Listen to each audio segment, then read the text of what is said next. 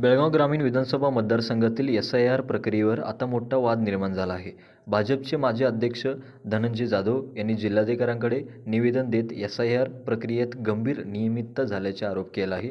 त्यांच्या म्हणण्यानुसार विवाहित महिलांच्या नोंदी चुकीच्या पद्धतीने करण्यात आल्या असून पत्नीचे नाते बहीण किंवा मुलगी म्हणून दाखवण्यात आले आहे. याशिवाय अनेक BLOनी प्रत्यक्ष घरभेटी न देता माहिती भरल्याचाही आरोप करण्यात आला आहे.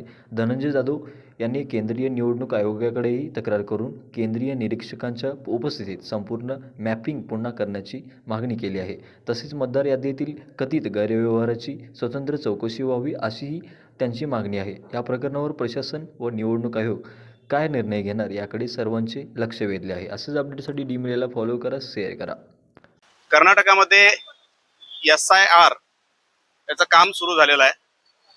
20 वर्षानंतर एकदा स्पेशल इन्सेंटिव्ह रिव्हिजन हे कायम होत असते.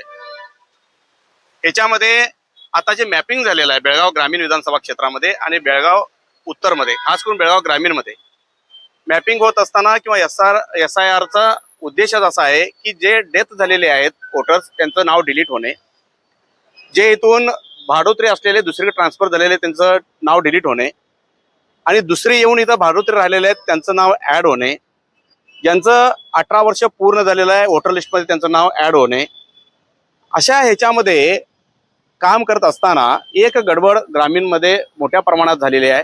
ते जाणीवपूर्वक केले गेलेले आहे आणि ते म्हणजे एका घरामध्ये एखादी मुलगी लग्न होऊन येते आणि 2002च्या वोटर लिस्टमध्ये त्या महिलेचं नाव आहे, तर ज्या गावातून आलेली आहे त्या गावामध्ये त्यांच्या आईवडिलांचं डिटेल्स आणि तिथलं वोटर लिस्टमधलं त्यांचं वोटिंग डिटेल्स याच्यामध्ये मॅपिंगमध्ये एंट्री करायला पाहिजे.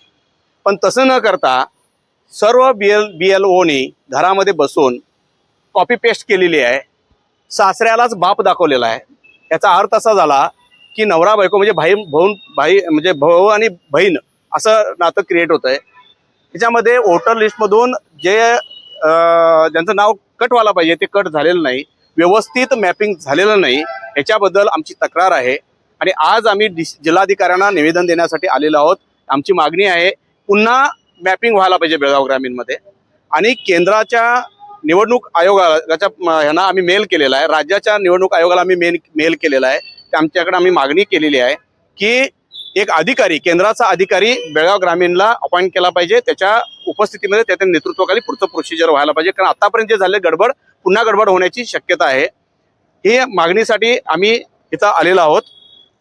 दुसरं गोष्ट, बेळगाव उत्तरमध्ये एका धार्मिक संस्थेच्या कार्यालयामध्ये बसून काही लोक BLOला फोन करून OTP घेऊन ॲप ओपन करायला लागलेत आणि जेवढी नावं डिलीट केलेली आहेत ती पुन्हा नावं ॲड करायचं काम सुरू आहे.